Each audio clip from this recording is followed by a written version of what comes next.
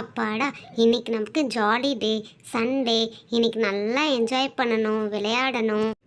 Okay. அதுக்கு முன்னாடி எல்லார் வீட்லேயும் என்ன ஸ்பெஷல்? இன்னைக்கு சண்டேனால எல்லார் வீட்லேயும் நான்வெஜ் தான் இருக்கும். என்ன உங்கள் வீட்டில்? தெரியலை விஜய். மார்னிங்கே எல்லாரும் அசம்பிள் ஆயிட்டோம். ஸோ என்னென்ன செஞ்சுருக்காங்கன்னு தெரியலை. லஞ்சுக்கு போனால் தான் தெரியும். ஜாக்கி, விஜய், எனக்கு ஒரு ஐடியா. நம்ம ஏன் எல்லாரும் சேர்ந்து ஒன்றா சமைச்சு சாப்பிடக்கூடாது? அட, இது எனக்கு தோணாமல் போச்சே அபி. அதுவும் நல்ல ஐடியா தான். உங்கள் வீட்டில் ஆளுக்கு கொஞ்சம் கொஞ்சம் திங்ஸ் எடுத்துகிட்டு வாங்க. நான் போய் எங்கள் வீட்டில் கொஞ்சம் திங்ஸ் எடுத்துகிட்டு வரேன். ஜாக்கி, எங்கள் வீட்டிலேருந்து நான் மஷ்ரூம்ஸ் எடுத்துகிட்டு வந்திருக்கேன். ஸோ மஷ்ரூம் பிரியாணி செய்யலாமா? ஓகே மீனு, இதெல்லாம் ஒரு கேள்வியா? ஃபஸ்ட்டு பிரியாணிக்கு தேவையான வெங்காயம், தக்காளி எல்லாத்தையுமே கட் பண்ணி ரெடியாக வச்சிடலாம். அப்போ தான் நமக்கு அடுத்தடுத்து செய்கிறதுக்கு கரெக்டாக இருக்கும். ஓகே ரோசி, ஆனியன் நான் கட் பண்ணிடுறேன். யாராவது டொமேட்டோ கட் பண்ணுங்கள், மஷ்ரூம் ஒரு ஆள் கட் பண்ணுங்கள். சீக்கிரம் நம்ம பிரியாணி செய்ய ஸ்டார்ட் பண்ணிடலாம். செய்யும் போதே சூப்பராக இருக்குது. இதுதான் நம்ம ஒன்றா செஞ்சு சாப்பிட்ற ஃபஸ்ட்டு டிஷ்ஷு.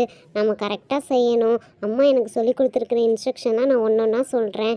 எல்லோரும் அதே மாதிரியே பண்ணுங்கள். பிரியாணி சூப்பராக வரும். மீனும் அதெல்லாம் கவலைப்படாத. பிரியாணி எப்படி இருந்தாலும் நம்ம எல்லோரும் ஒன்றா சேர்ந்து செய்யும்போது அது டேஸ்ட்டாக தான் வரும்.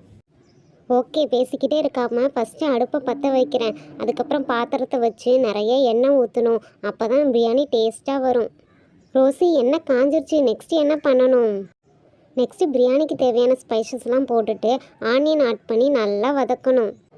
ஆனியன் வதங்கினதும் இஞ்சி பூண்டு பேஸ்ட்டு, தக்காளி, புதினா, கொத்தமல்லி எல்லாத்தையும் போட்டு நல்லா ஃப்ரை பண்ணணும்.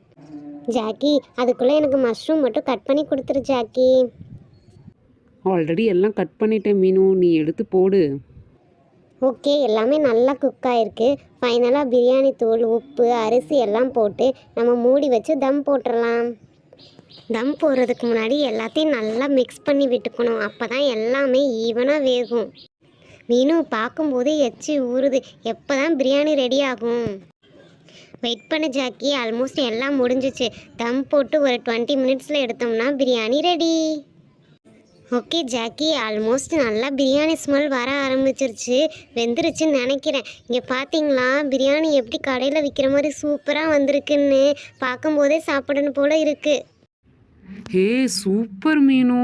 ஃபஸ்ட்டு ட்ரைலே இவ்வளோ சூப்பராக வரும்னு நான் எதிர்பார்க்கவே இல்லை.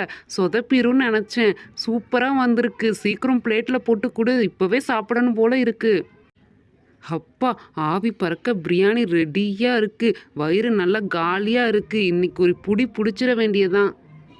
ஓகே ஃப்ரெண்ட்ஸ், வீடியோ பிடிச்சிருந்தா சப்ஸ்கிரைப் பண்ணுங்கள். நெக்ஸ்ட் வீடியோவில் பார்க்கலாம். பாய்.